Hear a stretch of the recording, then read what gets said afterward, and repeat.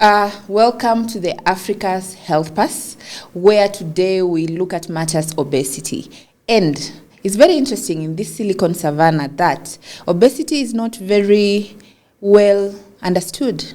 And we want to debunk so many myths and understand, is it a disease? Is it a myth? So let's go for it. Today I have with me a very special guest, a brother, a twin, and you'll understand at the end of this podcast why I call him my twin. Because when I met him, we couldn't stop talking.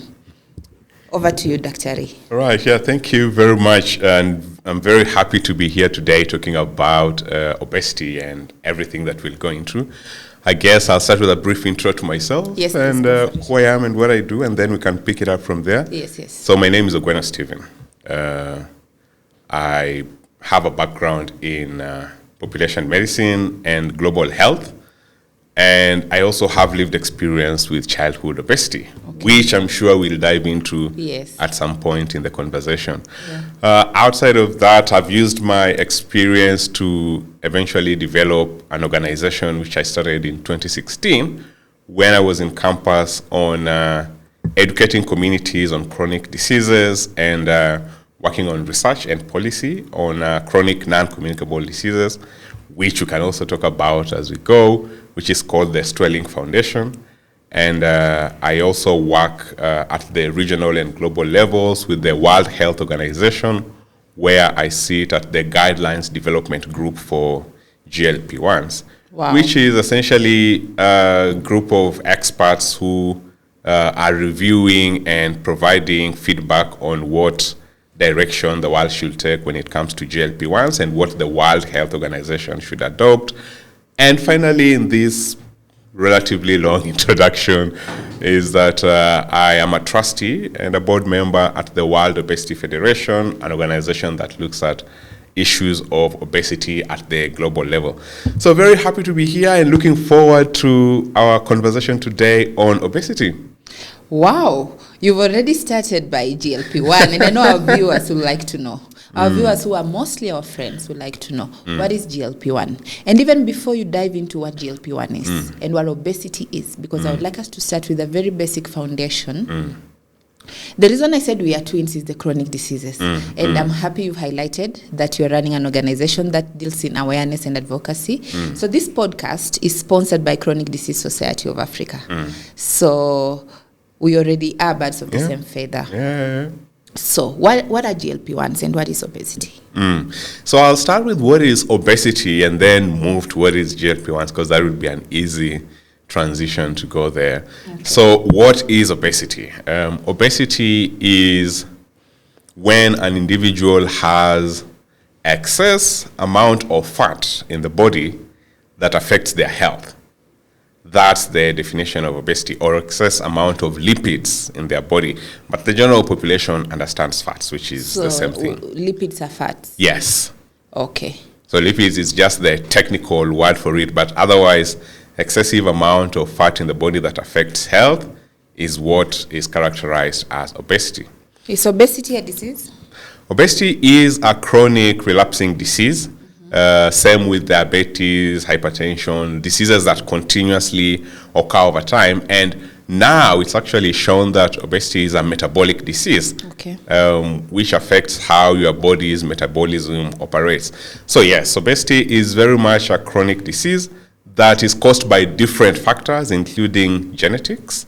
So there are some people who have genes that run through their families, where they gain as they grow, they gain the obesity gene, and the gene could manifest in them absorbing excessive amounts of fat and retaining them in the body. It could also be caused by other metabolic factors. So, for example, if you have diabetes, it could lead to obesity, and vice versa. If you suffer other metabolic diseases, it could lead to obesity. Environment also affects or your chances of having obesity. And by environment here, I mean where you live, the foods that are available to you. Are they fresh foods? Are they processed foods? Do you live in an environment where people are active or where people are just sitting down? And a whole host of things. So those are some of the roots, as we call them, to what leads to individuals developing obesity. And the other one, which is usually the energy levels in the body and the dysregulation of energy, which is a complex way of simply saying that individuals who have higher intake of energy via food, and then the body doesn't burn all of that energy off, they process and retain a lot more fat in their body, and that leads to them also having excess weight, which leads to obesity. I'm happy you mentioned that because, you know, when you say fat or lipids, I'm still stuck there because in Africa, fat is celebrated, right? And we want you to define that fat in a very interesting way. What do you mean by fat? Because a fat baby is a rich baby, or a fat baby is a happy baby, a healthy baby. So what is fat? Yeah, so I'll give a backstory to that, actually a very personal story, and then hopefully that helps to explain some of that. So I was born with childhood obesity. So I was born a fat kid. And I remember people would come to our house and they'd pinch my cheeks. Like chubby. That's a healthy baby, and congratulate my parents. They're doing an amazing work. They're taking care of me. I'm very healthy. And that, in many ways, is a very cultural perception.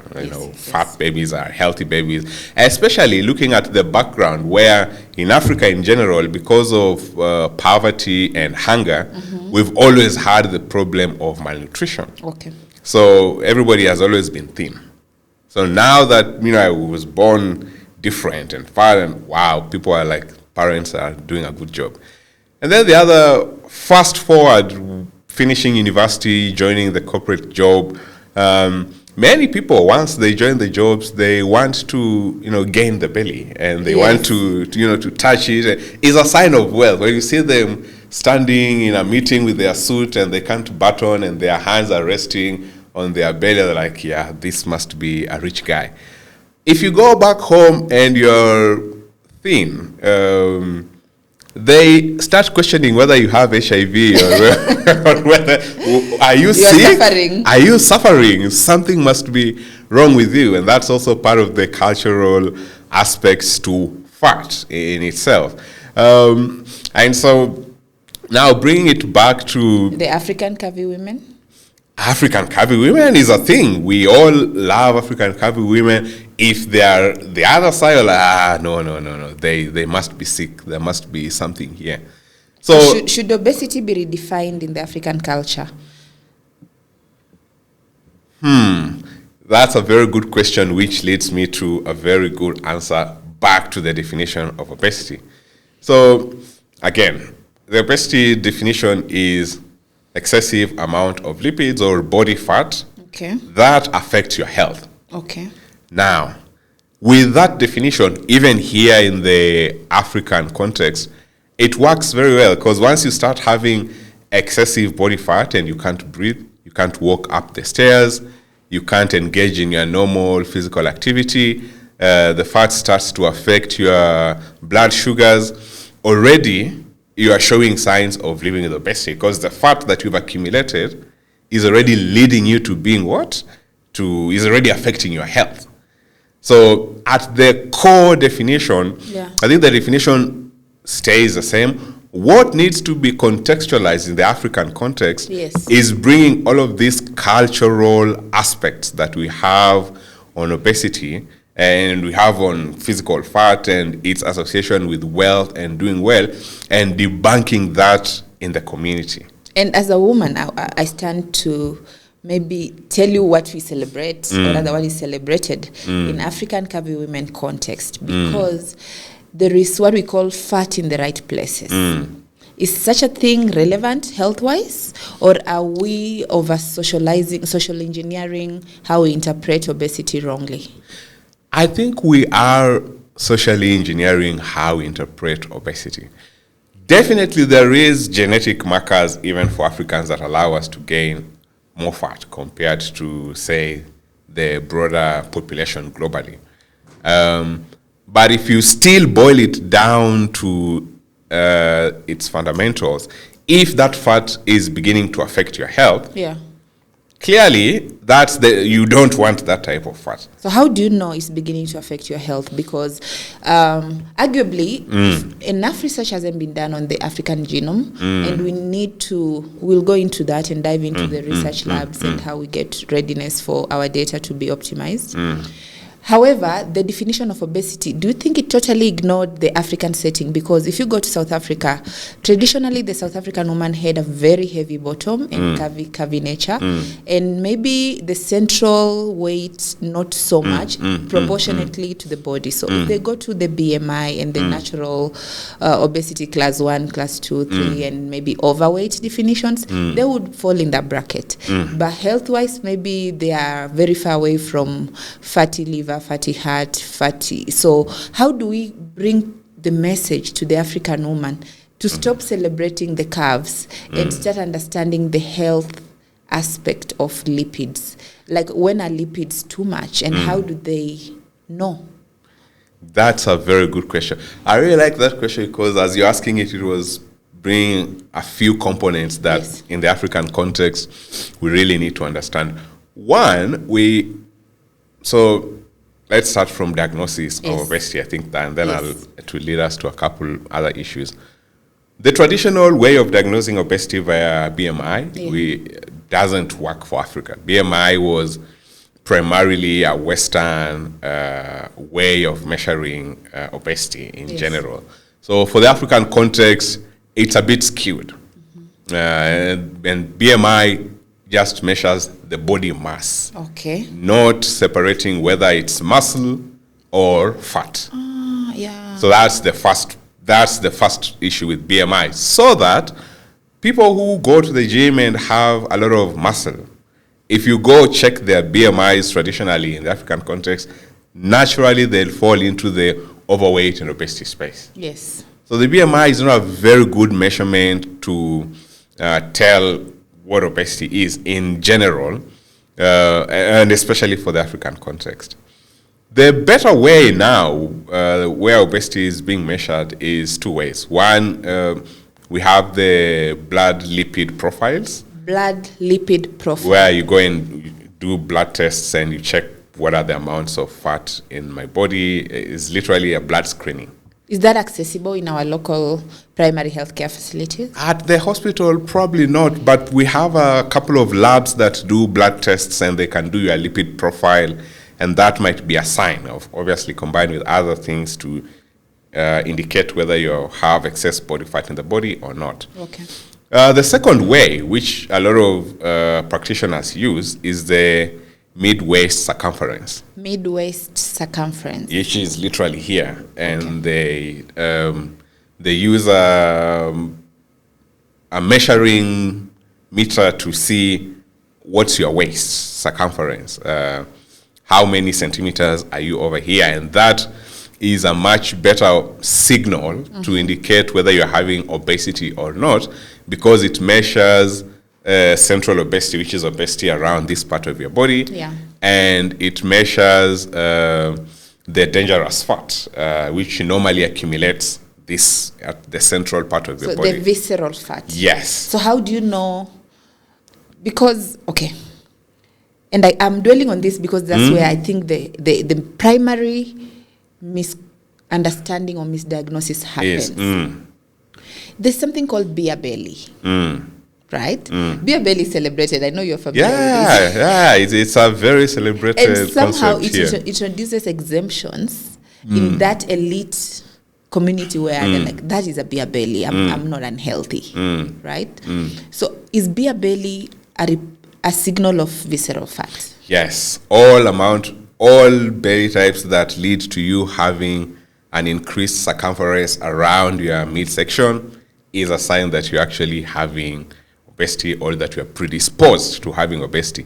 Whether it's beer belly, which is caused from alcohol, and alcohol affects the way your body stores fats, whether it's from excessive consumption or whether it's from genetic factors. So long as you have a mid circumference that's larger in general, that is a sign. It's a risk factor. Yes, it's a sign and a risk factor that you might be storing more visceral fat. which then should signal you that you might be in a problem. So that even that beer belly that people usually have and that acts as a differentiating factor between the wealthy and the not so wealthy, as has been in our tradition, is a danger, and people shouldn't be heading that way. So back to your initial question with women. So now we've established that doing your blood lipid tests and doing your mid circumference waist is good indicators to check for obesity.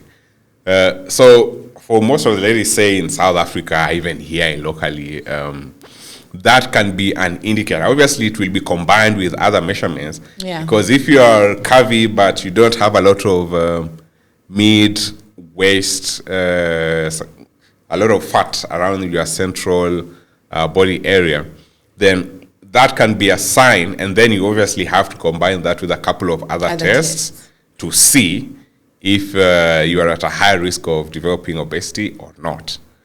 So that could be one of the ways where now the different measurements could be used to clearly give you a much more better picture, as opposed to like one test fits all, which was the BMI style test, which clearly does not work very well in our African context. However, so that's for the general population, let's put it like that. There's a group of individuals who already physically already affected by the amount of fat in their body and their body size, and those are like up here in terms of, if you're looking at the scale of people, so this is low weight and then normal weight, and then this side, people with definitely high weight and high body size and high body fat, then clearly for them they are already at risk and should already start engaging in different interventions. Last caveat before the next question is the question of muscle mass versus body fat, which is a question that a lot of people also really ask about. It's very, very important that you try and have as much muscle as possible. In general, muscle is very healthy for you, and I'm sure we'll go into that subject later on. But the muscle weight, muscle is more denser, which means that you might weigh the same weight, but if you look at these different people, one person might be 80 kgs, mostly muscle. He will look much more smaller compared to another person who is 80 kg and mostly body fat or more lipids in their body. They look very different. So if you use BMI as an indicator to check whether these two people are overweight or living with obesity, then that test wouldn't be very accurate. And I think that's usually a distinction that also needs to be mentioned as well, especially when it comes to the BMI as a way to diagnose for obesity. That was elaborate. And I don't want to lose your train of thought about your childhood, because you mentioned you are celebrated as a chubby baby. At what point did you realize, I'm not just chubby, I could be in the danger zone? So, for me, that was class 7. So in class 7, class 7. So in class 7, we were having, after preps or after games, so we went in the field and everybody was engaged in food. And I was a very active kid in general. Like I was in the football clubs and I was a very good goalkeeper back then. So generally I was very active. So people came out of the games and everybody was taking off their shirts, and adolescent or puberty had just hit. So everybody is talking about how they are going to have a six-pack, and they are looking at their belly, and it looks like with a little effort they might start getting there. And I'm looking at myself and I have a nice curve. I have a nice curve over there. That's when it first hit me. So when everybody was saying, I'm also going to be, very fit, and I'm going to have my six-pack, and everybody was looking around, and then they look at me and it's very different. I can't even comment on that because I have a round belly. So that was the very first realization that, oops, I might actually be different from the average teenager in my class. And then when I joined high school during that admission week is really when the point was driven home. Because in the high school where I went to, you came to school with your home clothes. Yes. And then the school would give you uniforms based on your size. Yeah.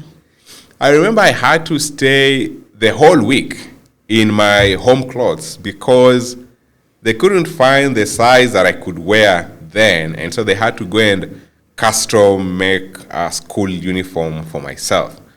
That's when it hit me that, oops, yeah, I'm... Were you among the few, or were you the only one who was custom making? And at this point, what were your parents saying?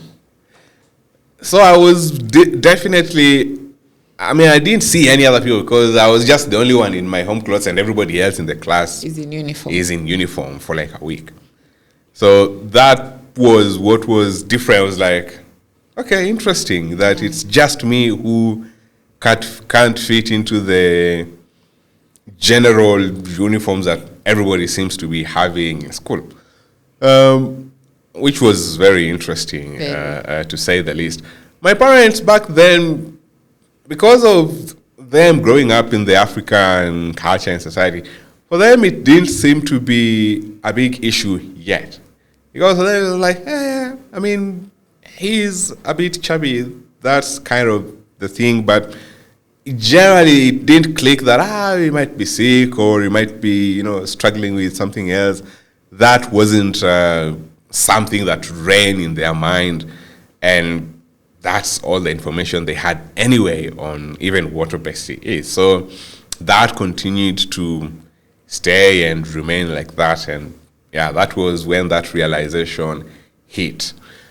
Ultimately, because of living with obesity, especially as a child, I ended up developing other risk factors. So I remember I had gastrointestinal reflux disorder, which is constant regurgitation of food once you eat it. I remember I became pre-diabetic, and I could almost become pre-hypertensive as well if the weight continued to go up. And that was highlights of my childhood experience, especially as someone who was born with childhood obesity. Yeah. And I'm so happy with the work you've accomplished so far. And, I've read about you, and you are doing a very good job bridging biology and policy. And also now bring down to disseminate this information to the normal person who does not necessarily understand the science of it, but now you're bringing awareness close. So, as a child, at what point you noticed, but at what point did you want to seek help? And what were those channels and pathways of seeking help? Because we want our viewers to understand if you're concerned, where can you run to? So for me, back then, the way that help came my way was through the teachers, essentially. The t-shirts? The teachers. Oh, teachers. Oh, my teachers, back in school. So one of my teachers realized that I had an issue, but I was very active and I wanted to engage in sports and things like that. And so what ended up happening was that because they noticed and they sort of took me in, I was put through, at the time, what would be considered the best way to help control the weight, which was a very restrictive diet and high-intensity physical exercise. In high school? Yes. With your consent, or was it just preemptive? A bit of both, because at the time I was a kid, and so the consent bit was, in many ways, I wouldn't have consented for a lot of things, but still, because you want to play in rugby, there's a certain way rugby people look. So if rugby people are fit and you are not, and this is what fit people do to look like that, you just follow the program. So and because it was a boarding school, it was easier to do restrictive diets, for example. So I just ate what was in the school, which was mostly beans and githeri and so I'd put it that I had a very restrictive diet, restricted by the diet in school, and then again superimposed on me in terms of wanting to fit within the sports people and things like that. And the second thing which happened was that I ended up playing the hard sports, which was rugby, and I played handball as well. And then I ended up in the gym culture, which really also influenced how I ended up losing weight and getting back into shape. So those were some of the key components that helped me to tune this out. And this went on for 4 years, and then even after I left high school and joining campus, the habit continued. And essentially what was happening then was I was doing what was called body recomposition, which is getting myself to have more muscle than fat and improving my resistance ability. So that happened over an extended period of time, and that was, for me, how I ended up losing the weight, getting in shape, and now maintaining the shape. So as a child, did you know it was obesity, and did you know it is detrimental to the health? And I know I'm loading two questions in one and packing them here, but I want to know, when you started the diet, did you know it's an intervention, or was it just motivated by the sports? And if you don't mind, you can also throw in which high school that was. Yeah, I won't throw my high school. But it was down there. I'm very proud of my K1 was the high school. Okay. Yeah, so down in South Nyanza, somewhere near Migori over there. Wow. Is where I went to school. So in terms of the intervention, I didn't necessarily know that obesity was an issue back then. But its effect on my health, or the side effects of me being overweight, is what concerned me. So, for example, because of GAD, the continuous regurgitation of food, I developed a lot of dental challenges, and at some point I had to remove a lot of teeth and then replace them with some others. It could be a caused by obesity? Yeah, gastrointestinal reflux disorder could very much be caused by obesity and being overweight. So that as a side effect was very in my face, because that's something you live with. The fact that I couldn't run a lot of laps on the field, and I kept wanting to take breaks all the time, was something that was in my face. Yet everybody else in the class looked to be generally fit to be able to do a couple of laps without having to huff and puff their way through that. So, because I'm trying to bridge this gap between knowledge and awareness, and also just the system communicating these two, especially children with obesity, beyond the stigma and the shame. How is obesity treated at that primary level? Yeah, so back then, I wouldn't say I knew anything about this as a disease except experiencing its effects. Okay. And I also wouldn't say that even the environment didn't know that this was a serious concern. Yeah. So for everybody else, treating the symptoms was sort of what was happening. And the awareness on the topic wasn't necessarily an issue that was like brought to light and that people could be able to intervene into. So that in my case, because of these other different signals with my interest in the sports and the teachers taking an interest in me as someone who can actively engage, I wouldn't have necessarily had an intervention. I only started learning after high school that, so this is what was happening. And did it work? Yeah. Then? Yes, it did work then. But not in the way that you'd expect. So in terms of reducing my size, like the physical size that you see, that definitely happened. I ended up losing quite a bit of visual size. Like I looked a bit different. Would you mind telling us how many kgs? Yeah, let's just say we'll circle back to that. But yes, around the 50s kgs ish. But that was over like 6-7 years. Congratulations. Yeah, That's so, not an easy feat.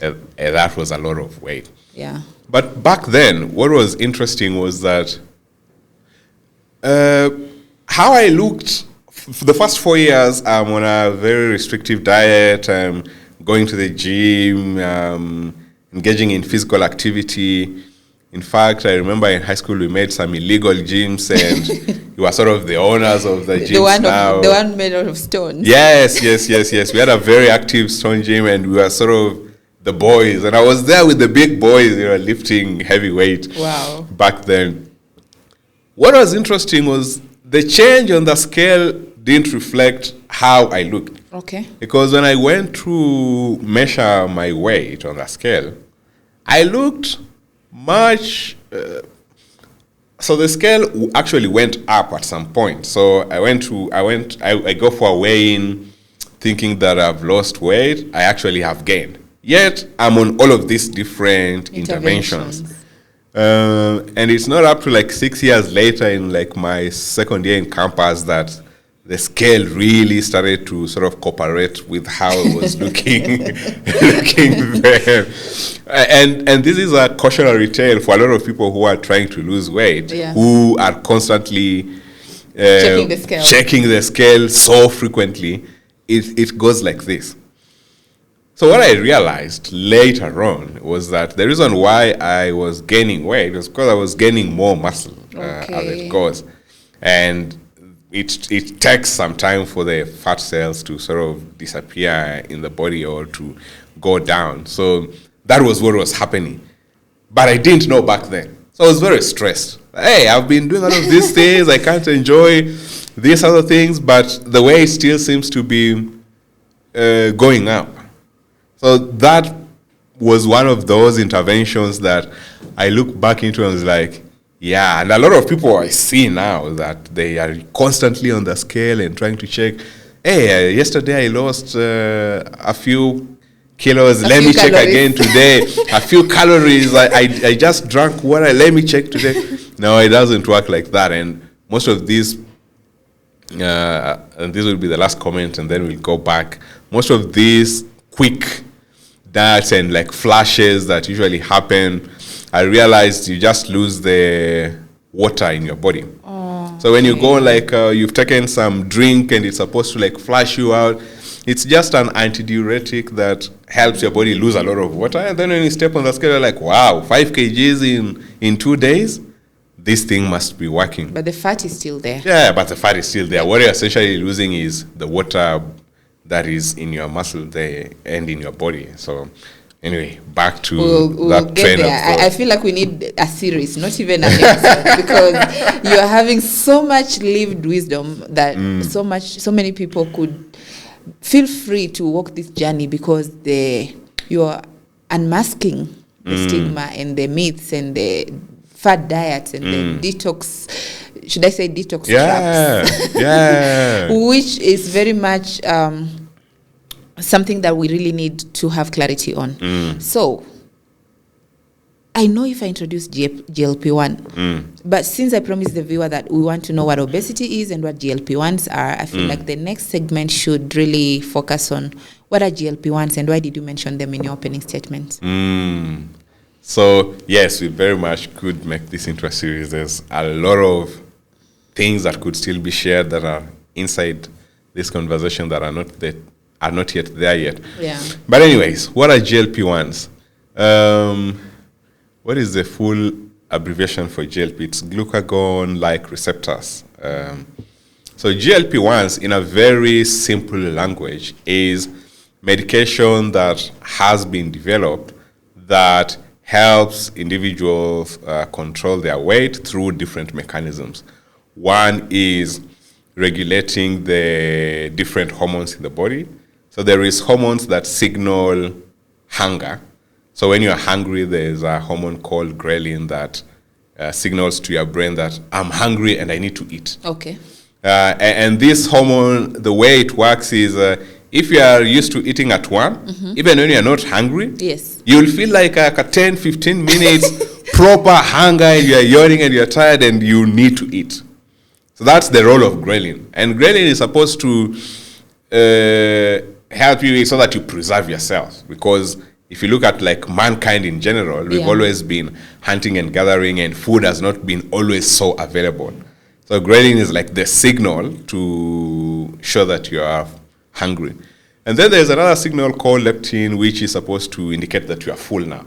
I'm done. The leptin is the opposite of ghrelin. Yes, in terms of functionality, yes. Guys, allow me to be ignorant on this episode because, we are talking to a doctor. So he'll educate us on much as science, and I'm allowed to ask questions. Yes. So leptin is the one that tells you are full now, time to stop eating. So that's the other hormone.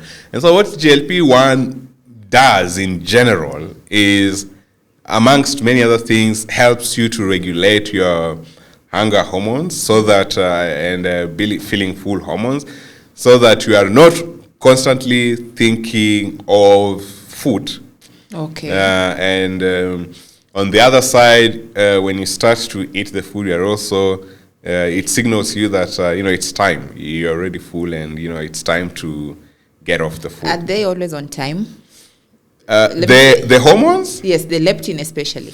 Does it signal you on time when you are exactly full, or does it delay? Not necessarily, but yes, generally it's the signal that, okay, it's time to stop eating. For most people, it's like they're already full, and then like another 20%, they'll still continue to eat. And then they're like, okay, it's time. So that's why you find in other cultures, as a caveat, they usually say that when you're like 80% full, you can stop there. You don't have to rely on the hormone to tell you that, okay, now you're full and you can't breathe, and you don't have to wait for all of that. But generally, those are the roles of these two different hormones. Okay. So amongst many other things that the GLPs does is helps individuals to regulate these two hormones, so hormonal regulation. And it's medicine that has been brought about that helps you to control what you eat, but also has other, and we might go into this in another different episode in terms of all the mechanisms for how these hormones work, but goes into controlling your metabolism and how you process the food. And this brings me to a good point, which re-emphasizes why obesity is a disease. Yes. It's because obesity is a disease, and GLP-1s is part of its treatment or medication. Yeah. And for the longest time, people have just been saying, no, you are just heavy and fat because you are lazy and because you eat too much. And that's not usually the case with many people. Many people who struggle with obesity don't have the hormones are dysregulated, so that they can't control when they're hungry and when they're full. And so some of them continuously eat, and some of them the body processes the body fat differently. And for some of them, they have these genetic factors as well. And so to the ordinary guy, they might think that you are lazy and you're just doing this by yourself. But for the people who actually live with these conditions, people sit in the corner and cry because they feel like they're supposed to eat, and they're trying to control the urge to eat, but they can't do it. I've met friends of mine who literally went on these different diets where, you're supposed to control how you eat, and they're trying to stay away from the food. They literally just sit there and they are crying because the body has refused. They have to eat something. I'm so happy you brought this up. I'm really happy you brought this up. Because I wanted to go into the Wegovy Ozempic, but no, wait. The psychosocial aspect to it, and the perception in the world, real world perception, because there are two factors. Obesity is frowned upon and looked at as a lifestyle issue. So it's not treated with the same intensity as cancer. Yes. Because cancer is a pathology and a dysfunction that people think you're not causing upon yourself. And obesity, since there's a lifestyle connotation. People think you brought it upon yourself. And it's about will. Right? It's about willpower. And really, it's not. No, it's not. And even I talked to Dr. Gikonyo the other day, and he was like, it's not, because look at you in high school. You didn't necessarily have will, because you're eating the same thing your colleagues were eating. But your body was dysregulated. The metabolism was dysregulated. So I want to dive deeply into that, because the very initial interventions of obesity were looked at as aesthetic. So the medical world maybe hesitated adopting. In fact, WHO, you sit on the board and you can tell us, pronounce obesity as a disease very recently. And the struggle maybe lied in the perception, the overall public health net perception of people are suffering with autoimmune diseases and other diseases that are not necessarily caused. So they were really punishing what they perceived to be the cause of obesity. Can you tell us more about that? Yeah, so for a very long time, people living with obesity have just been living in their own box because everybody in the society thinks these people are lazy, thinks these people are doing it for themselves, and actually think they are rich, because it's, especially in the African culture, it's only rich people who have access to a lot of food and who are, as a result, can afford to be lazy, who, as a result, then can gain weight. And so people thought that if you're living with obesity and in the African culture, you must be rich, you must be very lazy, and if you just put in enough willpower and enough psych, and you could reverse it. One more day, and 10 just minutes longer. Exercise and eat less, which is the eat less, move more advice, that you'd be well. All this time, what has been happening is because of the hormonal dysregulation in the body, because of the genetic factors, these individuals, their body could not control correctly these hormones that control hunger, that control being full, and they could also not control how the body is processing and storing fat, which is the other genetic factors. Can you give us examples? Because, like, for women, I'm aware of PCOS. Women with PCOS already are metabolically dysfunctional. Are there other examples that really are glaring towards obesity that is not caused by? Yeah, so diabetes, for example.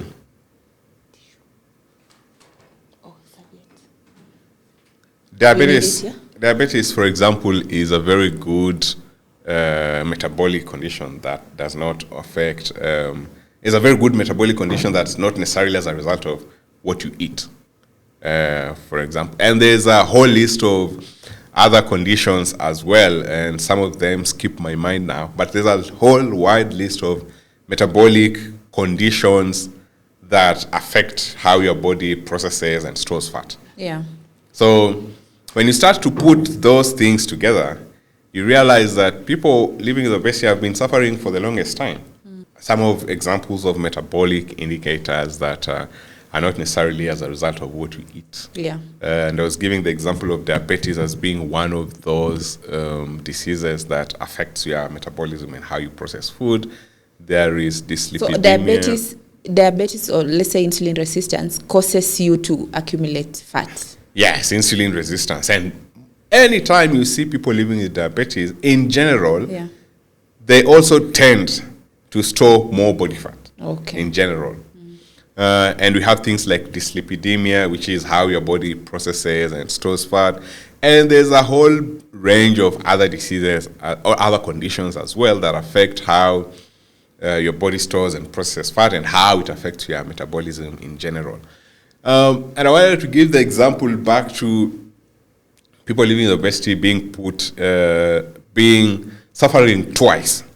One, suffering from the community and its perceptions on obesity. And on the other side, also suffering from the very real health risks that they face. Okay. The urge to control how you eat, especially when it's a condition, sometimes is very hard. I mentioned that I had friends who tried to go the eat less, move more, and they couldn't do it. The hormones in the body, you're feeling so hungry, you feel like your stomach is being cut in terms of how they describe it. So they're sitting there in the corner, they are crying. These are adults who are crying because they just can't control how they eat.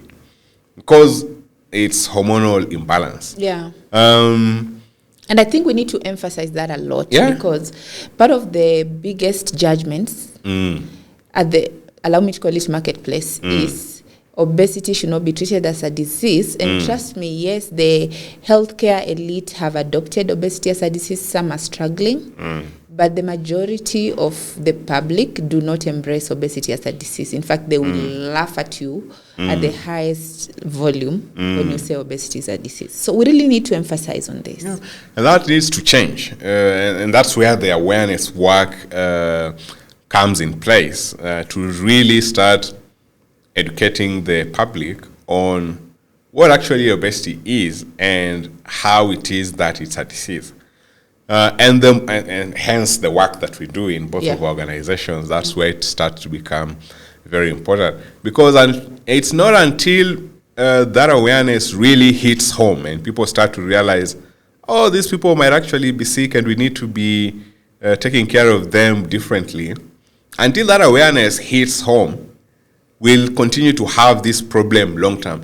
Because what happens is that once you develop obesity as a disease, it starts to lead to other diseases. Okay. Diabetes is right there with you. Hypertension is there with you. If that excess fat gets on your bloodstream and goes to your brain, you have stroke. If it goes to your heart, you have a heart attack.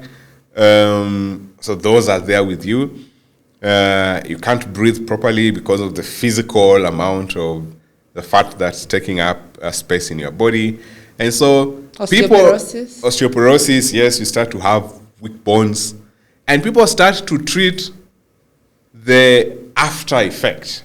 So all of these other diseases that are glaring without addressing the root cause. Yeah. And for the longest time, I think it has also been difficult to address the root cause, and the only way usually used to be surgeries, and then interventions, lifestyle interventions as well. But now, it's not until like 2 years ago when you started to see the GLP-1s come into play, and we started to see these different actual medication that now have cracked this disease, and now have found ways to treat it. And in many ways, we are where HIV was in 1980s. For obesity now. Yes, for obesity. Because before 1980s, nobody knew what to do with HIV and AIDS. Yet it was a disease, it was happening. It was actually punished because they did not agree with how you got it. Yeah. And people just thought that sex was the only way that people get HIV, and they considered them promiscuous, and it was punished until ARVs came, and then people realized, okay. So this is how this disease is, and this is how it should be treated. Would you equate the same stigma, overweight and people living with obesity? I think it's people living with overweight and people living with obesity are going through the same stigma as the people who are living with HIV in the 1980s. Yes, in many ways, yes, they actually are going, and probably worse. But yes, they are definitely going through the same stigmas back then. But now we have reason to celebrate because the global audience is beginning to become aware. Organizations like the WHO have already established obesity as a disease, and the medication has now come. We are at the point where we have medication to treat the disease as well.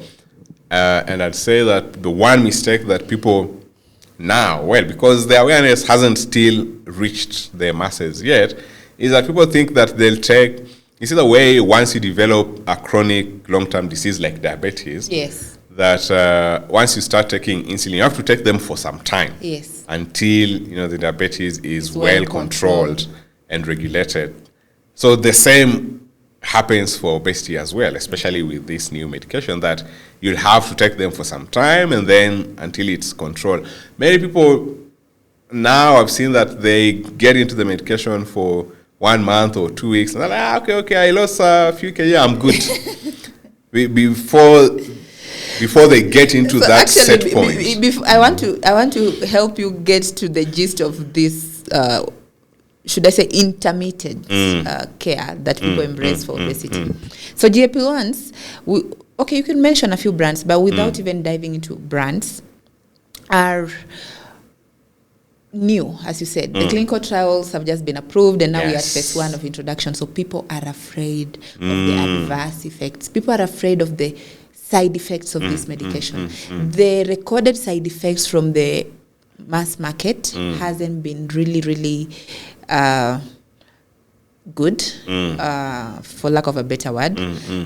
Some people have reported gastritis, some people have reported the sarcopenia, some people have reported the loss of appetite for a long time and even taste of food.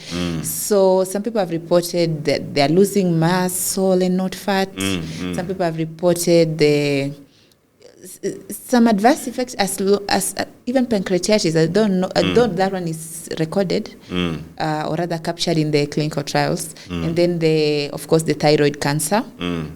So the side effects are quite glaring. So reconciling those side effects plus the benefit, people are feeling that that's not the easiest intervention, and so they hesitate to adopt, and those who adopt are very scared to do it long term. So what would you say to that, and what is your experience? So having looked at the research that's out there and having looked at the different versions of medication, so 3 things. One, we are at the breaking age of this medication. So a lot of them are being studied, being approved and going into the public. And then obviously we also have, so that's the first thing, is that the medications will continue to improve. Okay.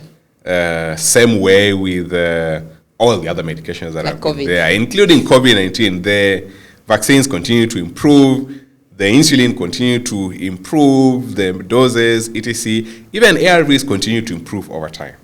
So the medications will continue to improve. But that said, when you look at the at most risk population, which really needs these GLP-1s, the reason why most of these have been approved is that the risk outweighs the rewards. Okay.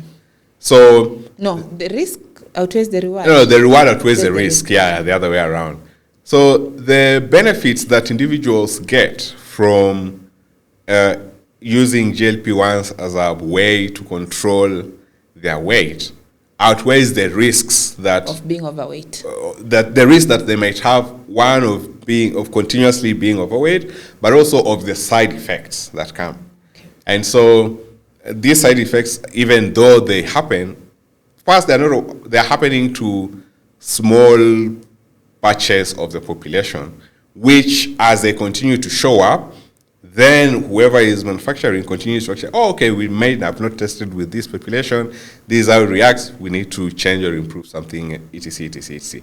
But for the broader population who actually use this medication, they have seen and use this medication in combination with lifestyle intervention, which is actually the WHO's recommendation on the use of GLP-1s.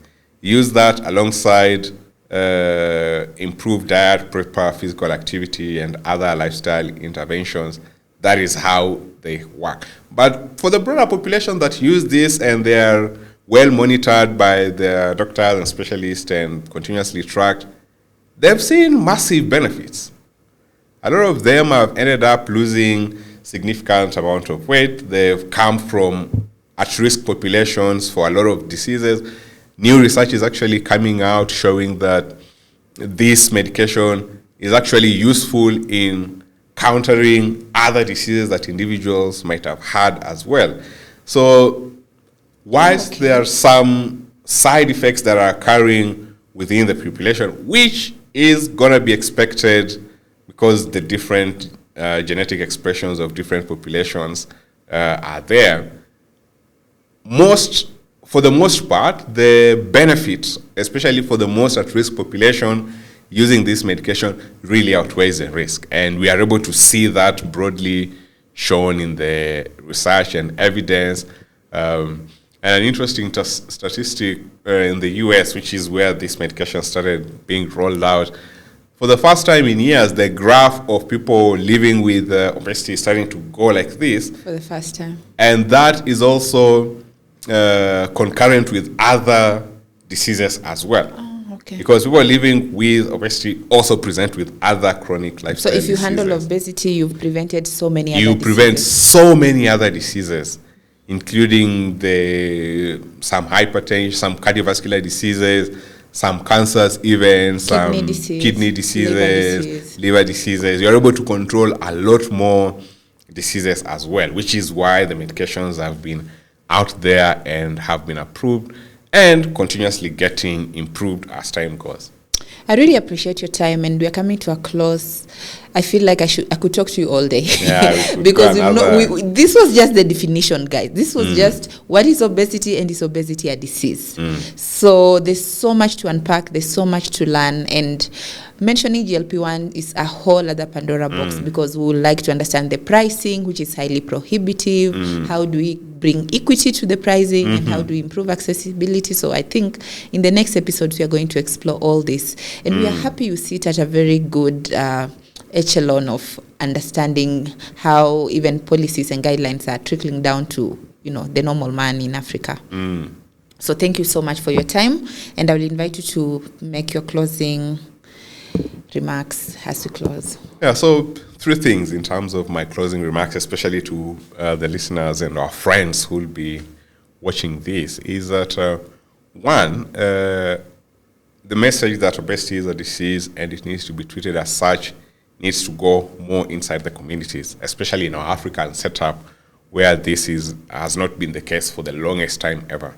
So that is my first key takeaway that individuals should really be aware of.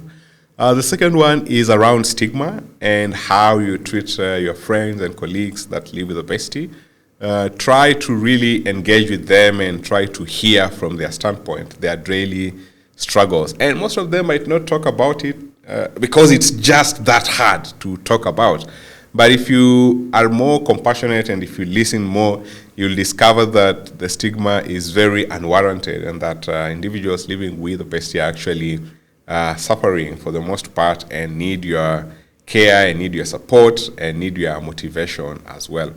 And 3 is the awareness of the new interventions that are coming in place, including the new medication, new lifestyle interventions and recommendations, and also encouraging individuals to really get to the gym and do resistance training. I'm a very big advocate of go and build your muscle mass.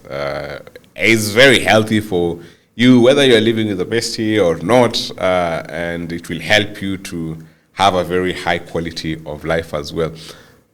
So those are 3 that I said I'd put across there. And yeah, thank you very much for having me and for having us briefly talk about intros to this conversation, which clearly needs a lot more talking on. So yeah, this was a brief one. 1 hour is not we need justice for Dr. Ari. Thank you so much, and thank you for your time. It was a delight having you. Thank you very much for having me as well. Looking forward to the next one. We are going to have it soon. All right.